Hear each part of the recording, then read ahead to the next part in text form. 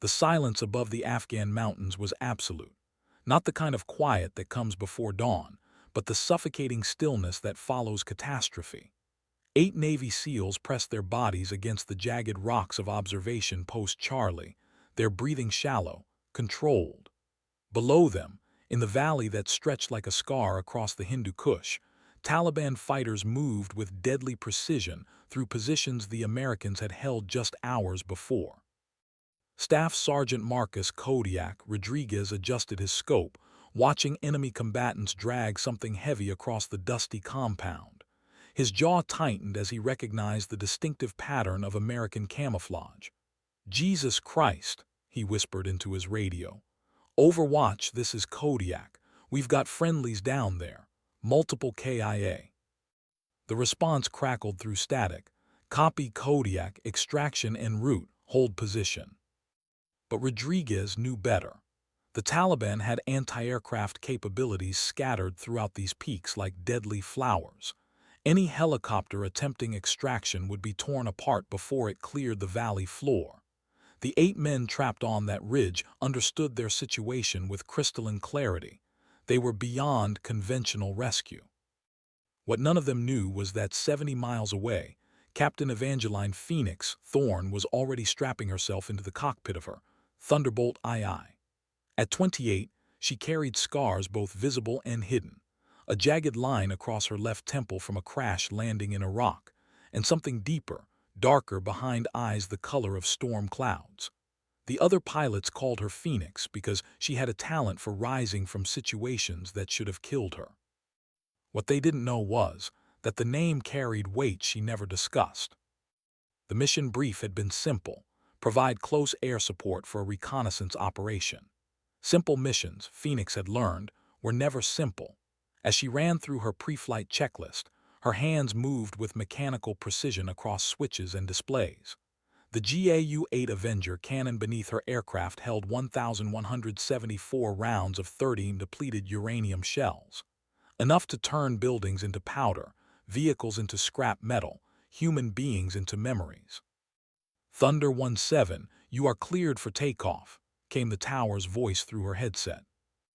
Phoenix pushed the throttles forward, feeling 30,000 pounds of American engineering surge beneath her.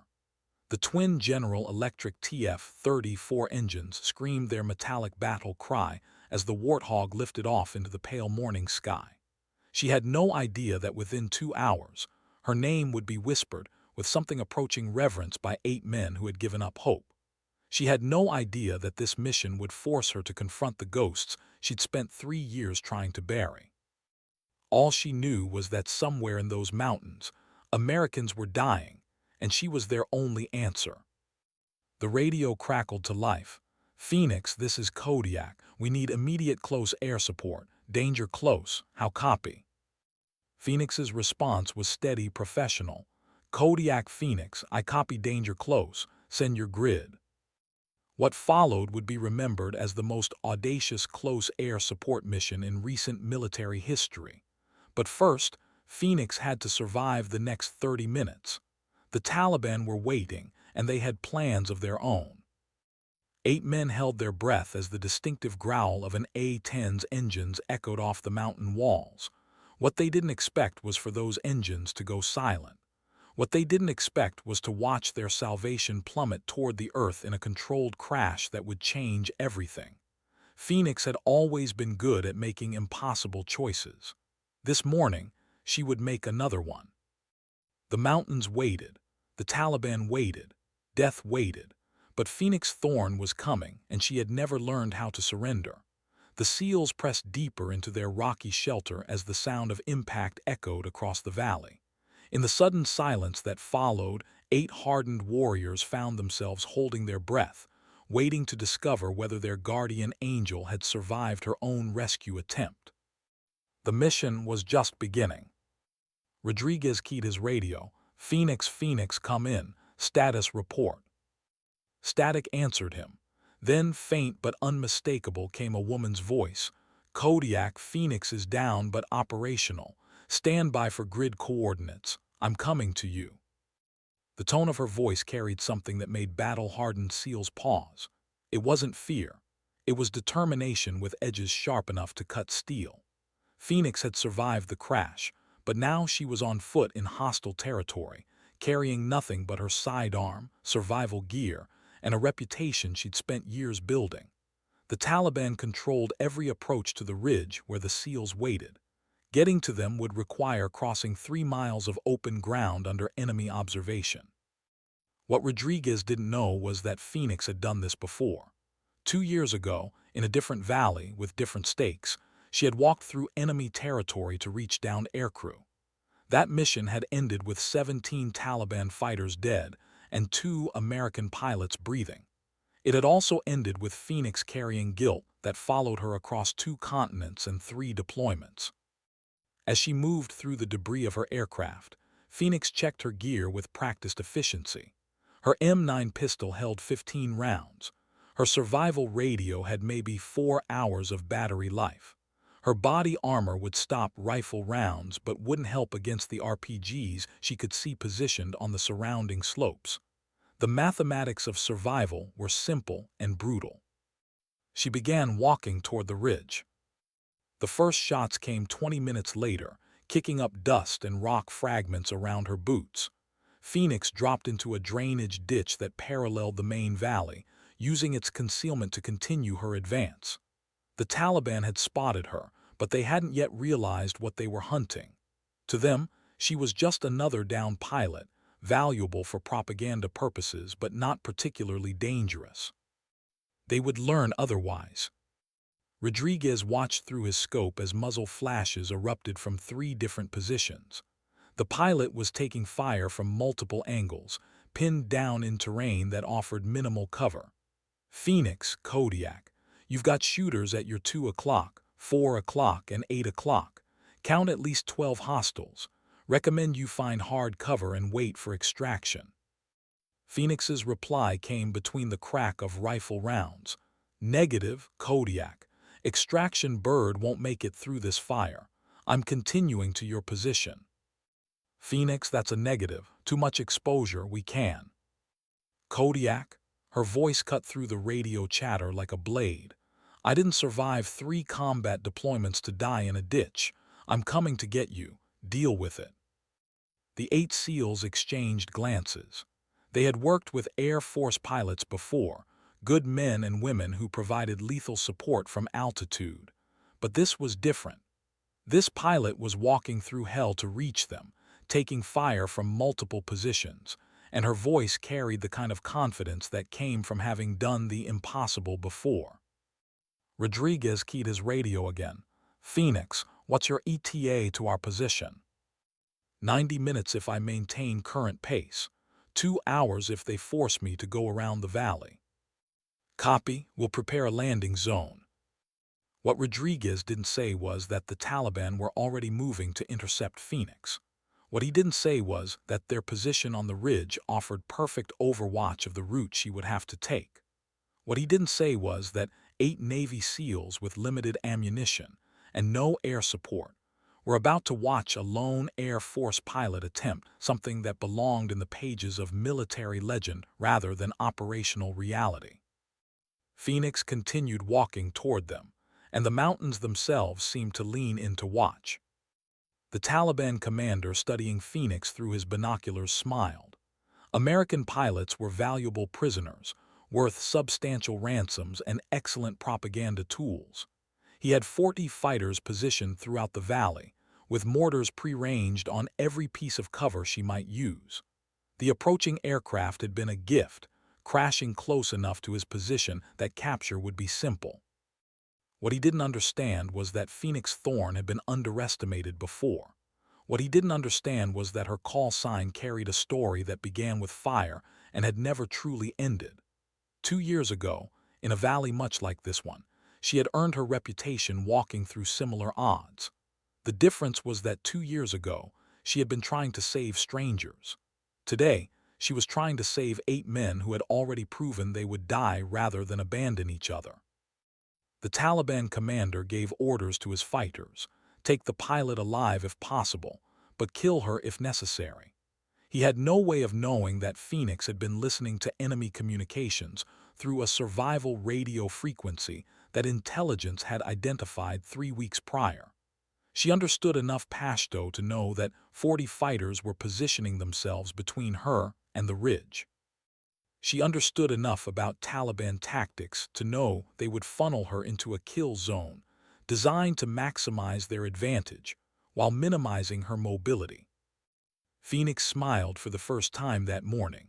She had always performed her best work when the odds were impossible. Moving through the drainage ditch, she reached a position where the terrain offered 3 potential routes toward the ridge.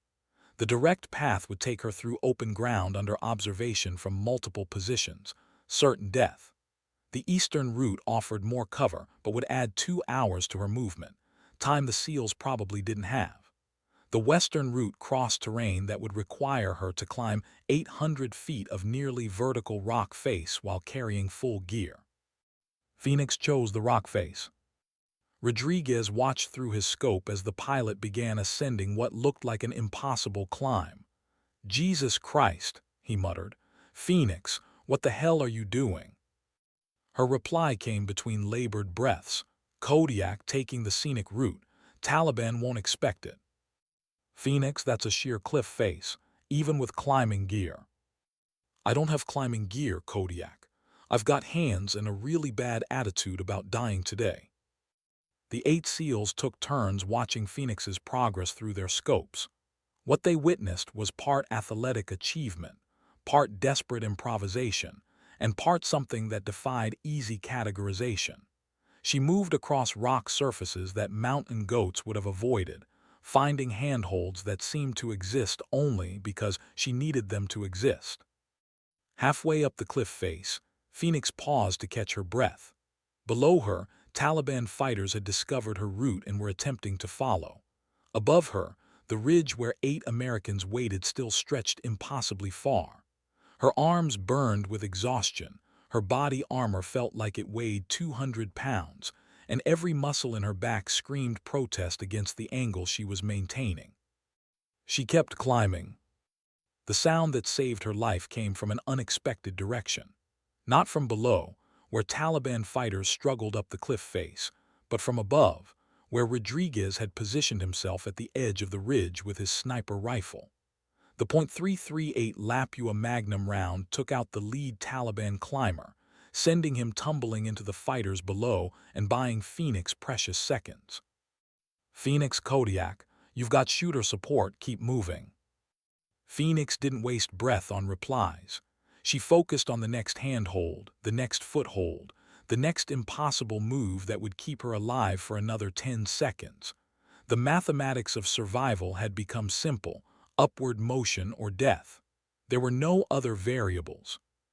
The ridge grew closer. When Phoenix finally hauled herself over the edge of the cliff, 8 Navy SEALs were waiting. Rodriguez grabbed her arm and pulled her into the relative safety of their position, while the others maintained overwatch positions scanning for enemy movement. Phoenix collapsed against a boulder, her chest heaving as she fought to regain her breath. Her uniform was torn in multiple places, her hands were bloody from the rock face, and her body armor had absorbed impacts from falling debris. But she was alive, she was armed, and she had reached them. "Phoenix," Rodriguez said, offering her a water bottle. "That was the most insane thing I've ever watched." Phoenix accepted the water and took a long drink before responding. "Kodiak, we need to discuss extraction. My aircraft is destroyed, your helicopter support won't make it through the valley, and we've got approximately 40 hostiles between us and friendly territory." "Agreed, what do you recommend?" Phoenix studied the terrain below them, her pilot's eye automatically calculating distances, elevations, and fields of fire. The Taliban controlled the valley floor and most of the accessible routes off the ridge. But there was one possibility: a narrow goat trail that led north toward a secondary valley where terrain features might provide concealment for helicopter extraction. "There," she said, pointing toward the barely visible trail. "It's a 10-hour walk, but it leads to terrain where a helicopter can extract us without taking fire." Rodriguez studied the route through his scope. "Phoenix, That trail runs through territory we know is occupied. Intelligence estimates at least 2 full platoons of Taliban fighters in that sector. Then we'll have to go around them or through them. 9 people moving through hostile territory for 10 hours. Phoenix, the odds. Odds don't matter, Kodiak. Phoenix's voice carried something that silenced objections before they could be voiced. 8 months ago, I walked 47 miles through Iraq to reach a downed helicopter crew. 6 months ago, I spent 3 days moving through Syria to provide ground control for airstrikes against ISIS positions. 2 years ago, she paused, her expression growing distant. 2 years ago, I learned that sometimes the only choice is to keep moving forward until you reach safety or die trying. The 8 SEALs absorbed this information in silence. They were accustomed to working with extraordinary individuals. Their own selection and training ensured that. But Phoenix represented something different, a level of determination that seemed to transcend normal human limitations. She had survived crashing her aircraft, crossed 3 miles of hostile territory under fire, climbed an impossible cliff face, and reached their position. Now she was proposing to lead them through 10 hours of enemy-controlled terrain. Rodriguez made the decision that would save their lives. Phoenix, you have the lead. The Taliban commander received reports throughout the afternoon that confused and frustrated him. The American pilot had disappeared from the valley floor, but surveillance teams couldn't locate her position. Fighter patrols had found evidence of movement along the cliff face, but no one could confirm whether she had reached the ridge or fallen to her death. What concerned him more was the silence from the ridge itself.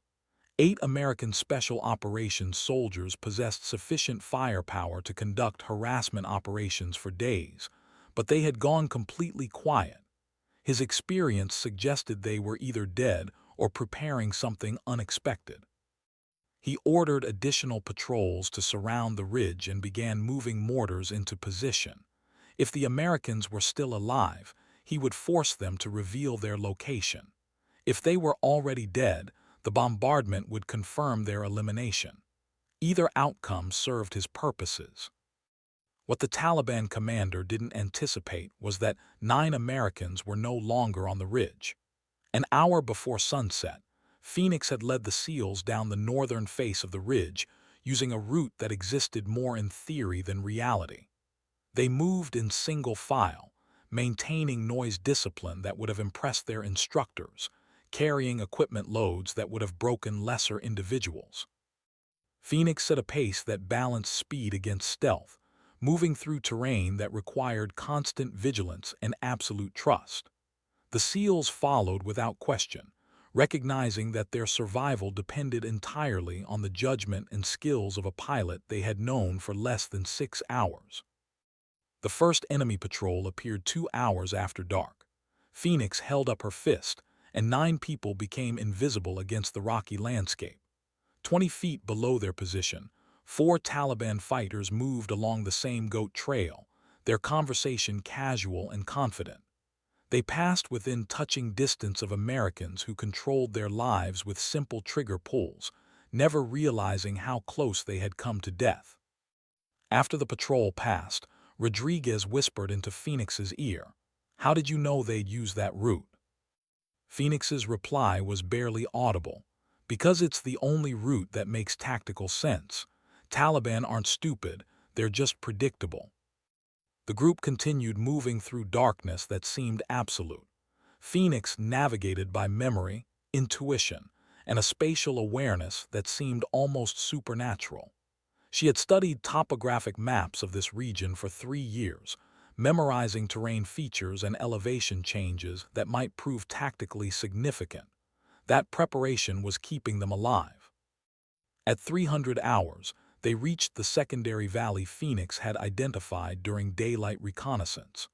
The terrain offered concealment for helicopter operations, but they were still 12 miles from the nearest friendly position. Phoenix established radio contact with their operations base, confirming extraction coordinates and timing. Base Phoenix. 9 personnel at grid 41 RQR 12,340 567,890. Request immediate extraction. Over. The reply came through static and interference. Phoenix Base. Understand 9 personnel. Confirm your status. Base Phoenix is operational. 8 additional personnel all operational. Require extraction soonest. Copy Phoenix. Extraction bird en route. ETA 90 minutes. 90 minutes. In hostile territory, with Taliban patrols actively searching for them, 90 minutes might as well have been 90 hours. Phoenix positioned the SEALs in a defensive perimeter and began the careful process of marking landing zones with infrared strobes that would be visible to American pilots, but hopefully invisible to enemy forces. The waiting began. Rodriguez watched Phoenix work, noting the precision of her movements and the confidence of her decision-making.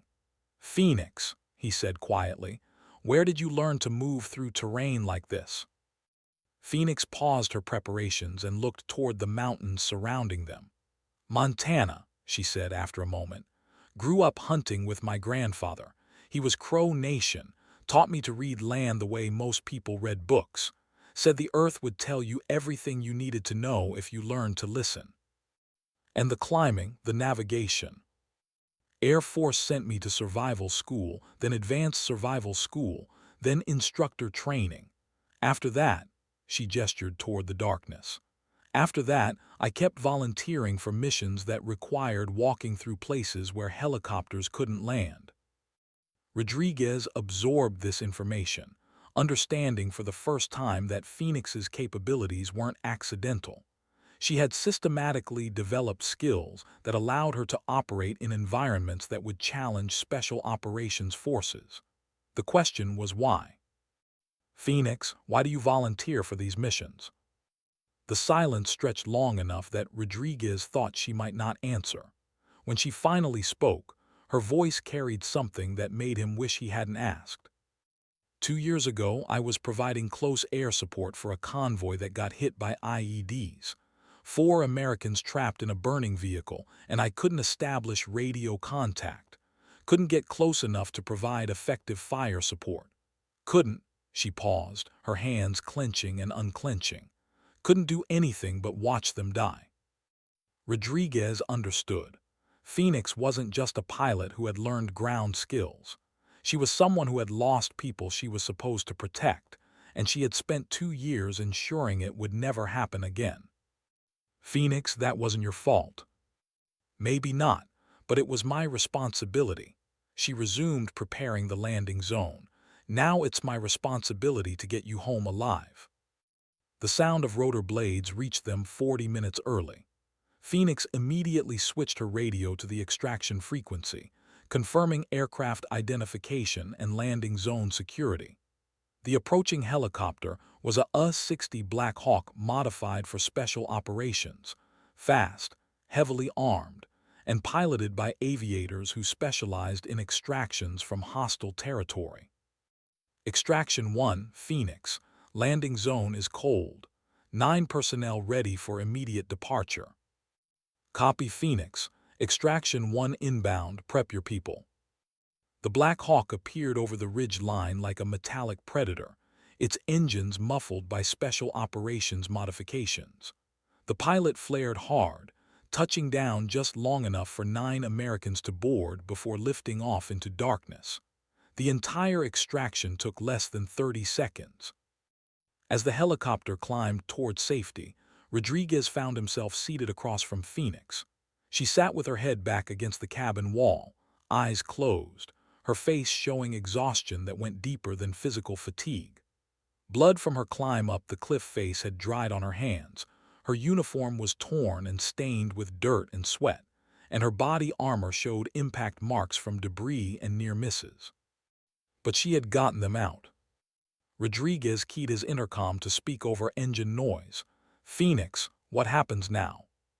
Phoenix opened her eyes and looked toward him. Now I file a report explaining how I lost a $30 million aircraft. Then I request assignment to another combat theater where I can do this again." You want to do this again." Phoenix's smile was tired but genuine. "Kodiak, this is what I do. This is what I'm good at.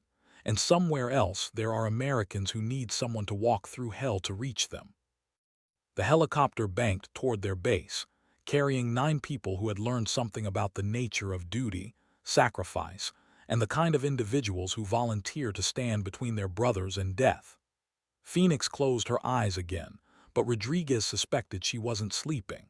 She was already thinking about the next mission, the next impossible situation, the next opportunity to prove that some things were worth risking everything to protect. The Taliban commander received confirmation 3 hours later that the ridge was empty. His forces had found evidence of American presence: empty shell casings, abandoned gear, blood on the rocks, but no bodies, no prisoners, no victory to report to his superiors. 40 fighters had surrounded 8 Americans, and somehow 9 people had simply vanished. His radio operator delivered the final insult. American helicopters had been detected operating in the secondary valley, approximately 12 miles north of the original contact point. The timing suggested a successful extraction. The commander stared at the empty ridge, trying to comprehend how 8 men and 1 woman had walked through his operational area without being detected, avoided his patrols, and reached extraction coordinates that should have been impossible to achieve. His tactical assessment was simple and disturbing. The Americans had outmaneuvered him using skills and capabilities that exceeded his understanding of conventional military operations. What he didn't know was that Phoenix Thorne had spent 2 years preparing for exactly this kind of mission.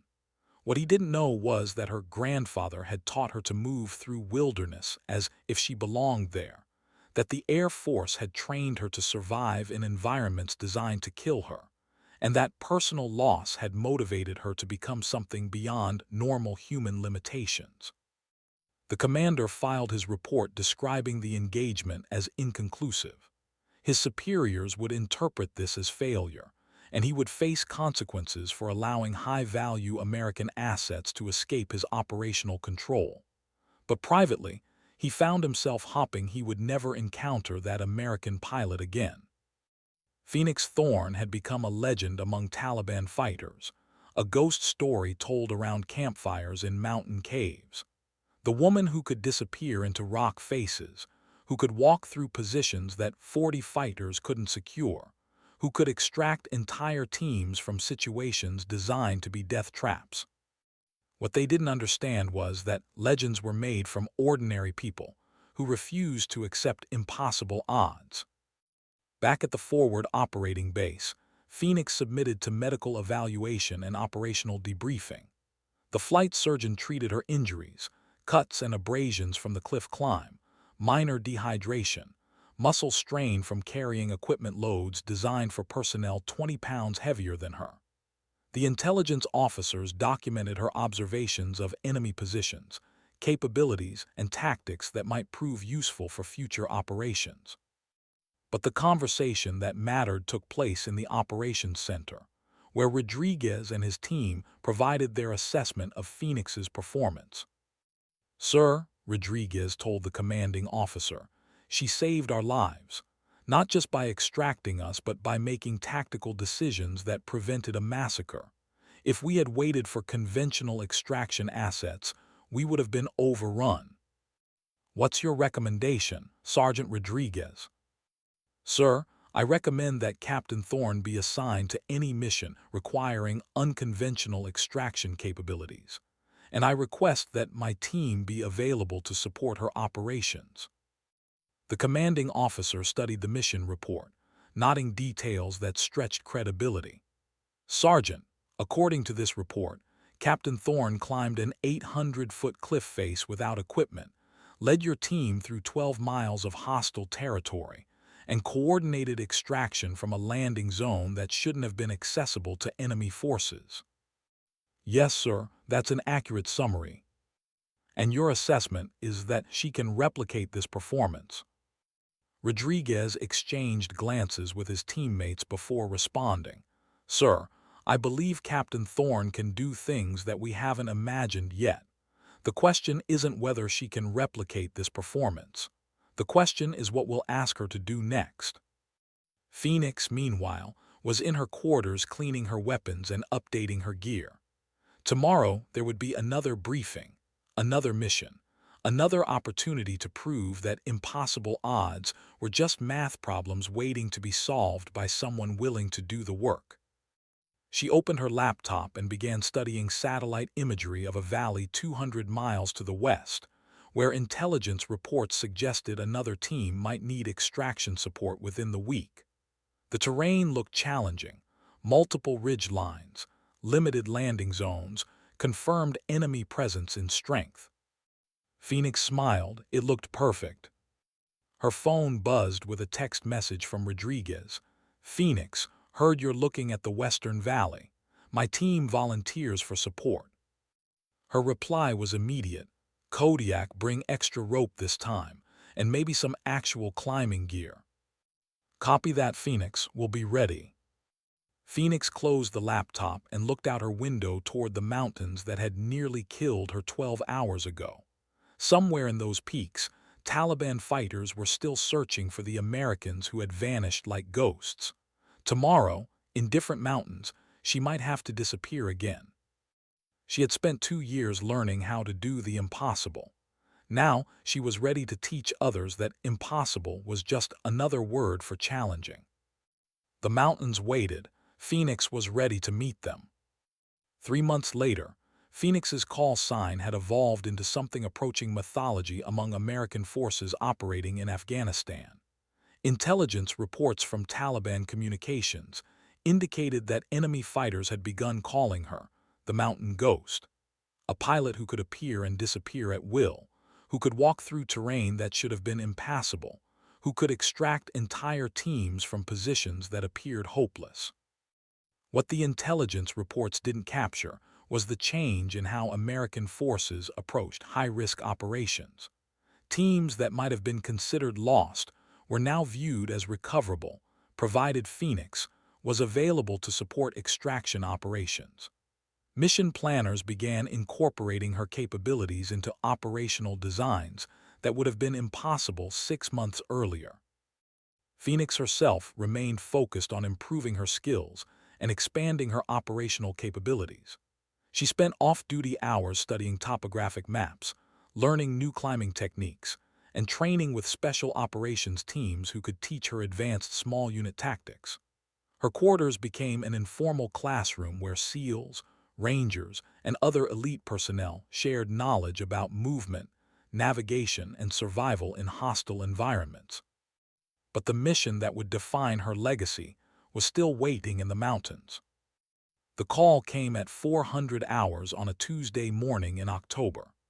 12 American soldiers had been conducting a reconnaissance operation near the Pakistan border when their position was overrun by superior enemy forces. Survivors had managed to reach an observation post on a mountain peak that offered excellent defensive positions but no realistic extraction options.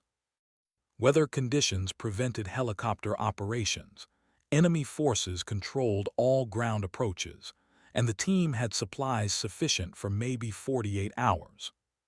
Phoenix reviewed the tactical situation with growing excitement. The mountain peak was accessible only by 3 routes, each of which required technical climbing skills and offered multiple opportunities for enemy ambush. The weather forecast predicted conditions that would ground conventional aircraft for at least 72 hours. The enemy force strength was estimated at over 200 fighters with heavy weapons and mortars. It was exactly the kind of impossible situation she had been preparing for. "Sir," she told the commanding officer, "I request permission to attempt extraction." "Captain Thorne, the weather alone makes this mission inadvisable, adding enemy forces and terrain challenges." "Sir, 12 Americans are going to die on that mountain unless someone reaches them. Conventional extraction isn't possible, but unconventional extraction might be." The commanding officer studied satellite imagery of the target location. "Captain, even if you could reach their position, How would you extract 12 personnel through terrain that requires technical climbing? Phoenix had been thinking about this question for 3 months, ever since her first mountain extraction. Sir, I've been working with climbing instructors to develop techniques for moving multiple personnel down cliff faces using minimal equipment. It's possible, but it requires someone on the ground to establish anchor points and belay systems. You're proposing to climb a mountain peak under enemy fire, establish technical climbing systems, and lower 12 people down a cliff face while Taliban fighters attempt to kill you. Yes, sir, that's exactly what I'm proposing. The silence in the operations center stretched for 30 seconds before the commanding officer spoke again. Captain Thorne, this mission has a probability of success that approaches 0. You understand that? Sir, the probability of success for 12 Americans trapped on that mountain approaches 0 if we don't attempt extraction. I'd rather fail trying than succeed at doing nothing. The commanding officer looked around the room at other staff officers, nodding expressions that ranged from skepticism to admiration to outright concern. Captain, if I authorize this mission, what support will you require? Sir, I'll need Rodriguez's team for ground support, a helicopter crew willing to attempt insertion despite weather conditions, and climbing equipment sufficient for technical rescue operations. And if the weather doesn't clear for extraction? Phoenix's smile was confident and slightly terrifying. Then we walk out, sir, all 13 of us. The mission launched 6 hours later, with Phoenix and 8 SEALs aboard a modified Black Hawk helicopter, piloted by aviators who specialized in flying through conditions that grounded everyone else. The weather was exactly as forecast: low clouds, high winds, precipitation that shifted between rain and snow depending on elevation. Perfect flying weather for people who redefine the meaning of perfect. The helicopter struggled through turbulence that would have challenged commercial aircraft, climbing toward terrain that existed at the limits of rotorcraft performance. Phoenix sat in the cabin reviewing topographic maps and studying photographs of the target location, memorizing every detail that might prove tactically significant. Rodriguez sat beside her, checking equipment loads that included climbing gear designed for technical rescue operations. Phoenix, he said over the engine noise, you realize this is completely insane. Kodiak, if it was sane, they wouldn't need us. Fair point. What's the plan once we reach the insertion point? Phoenix spread the map across her lap, pointing out terrain features and movement routes. We insert here, 2 miles south of the target location. Weather should provide concealment for our approach, but it'll also make movement dangerous. We climbed to their position using this route. She traced a path that looked impossible even on paper. Establish technical systems for lowering personnel and extract everyone before Taliban forces can mass sufficient strength to overrun our position. Rodriguez studied the route she had outlined. Phoenix, this approach requires free climbing for at least 600 feet, in weather conditions that will make rock surfaces slippery and dangerous, while carrying technical rescue equipment. I know. And if you fall? Phoenix folded the map and secured it in her cargo pocket. Then you'll have to figure out another way to reach those 12 Americans. The helicopter insertion was everything Phoenix had hoped for, and nothing she had wanted. The pilot managed to hover long enough for 9 people to fast rope onto a narrow ledge that offered minimal space for maneuvering, then immediately departed before enemy forces could acquire his aircraft with surface-to-air missiles. Phoenix and the SEALs found themselves alone on a mountain face, in weather conditions that challenged basic survival, carrying equipment loads that would have intimidated pack animals. Phoenix studied the terrain above them, identifying potential climbing routes and evaluating risk factors that ranged from rock fall to exposure to enemy observation. The approach she had planned required climbing directly up the mountain face, using techniques that left no margin for error. Kodiak, she said, securing her climbing harness, establish overwatch positions and maintain radio contact with the trapped personnel. I'm going up. Rodriguez watched Phoenix begin climbing with smooth, efficient movements that made 800 feet of vertical rock face look like a minor inconvenience. She carried technical rescue equipment that added 40 pounds to her load, wore body armor that restricted her range of motion, and moved through weather conditions that would have challenged experienced mountaineers. What impressed him was not just her technical skill, but her apparent confidence that success was inevitable. Halfway up the cliff face, Phoenix encountered the first serious challenge. A section of rock that appeared solid from below proved to be loose and unstable, threatening to collapse under her weight. She paused, studying alternative routes and calculating risk factors that would determine whether 12 Americans lived or died. She found a route that required moves she had never attempted, while carrying 40 pounds of rescue gear. Phoenix made the moves anyway. When she finally reached the position where 12 Americans had spent 3 days preparing to die, their reactions ranged from relief to disbelief to something approaching religious awe. Staff Sergeant Michael Reaper Patterson, the senior enlisted man, spoke for all of them. "Ma'am, we figured we were pretty much fucked." Phoenix began unpacking her rescue equipment with businesslike efficiency. "Sergeant Patterson, you were fucked. Past tense. Now we're going to get you unfucked and back to friendly territory." "Ma'am, how exactly are we going to get off this mountain?" Phoenix pointed toward the cliff face she had just climbed. "Same way I came up, except in reverse. I'm going to establish anchor points and belay systems that will allow me to lower each of you individually. It'll take about 6 hours to get everyone down, assuming weather conditions don't deteriorate further." Patterson looked over the edge of the cliff, studying terrain that fell away into gray obscurity. "Ma'am, with respect, that looks like a really good way to die." "Sergeant, staying here is a guaranteed way to die. Going down that cliff face gives you about a 90% chance of living. I'll take those odds." What followed was 6 hours of technical rescue work that pushed Phoenix's skills and equipment to absolute limits. She established multiple anchor points using techniques she had learned from mountaineering instructors, tested systems with loads that exceeded manufacturer specifications, and lowered 12 full-grown men down 800 feet of vertical rock face, while Taliban fighters attempted to locate and destroy her position. Each lowering operation required absolute concentration and perfect execution. A single equipment failure, a single moment of inattention, would result in death for both the person being lowered and anyone below them. Phoenix managed these risks with calm professionalism that made impossible tasks seem routine.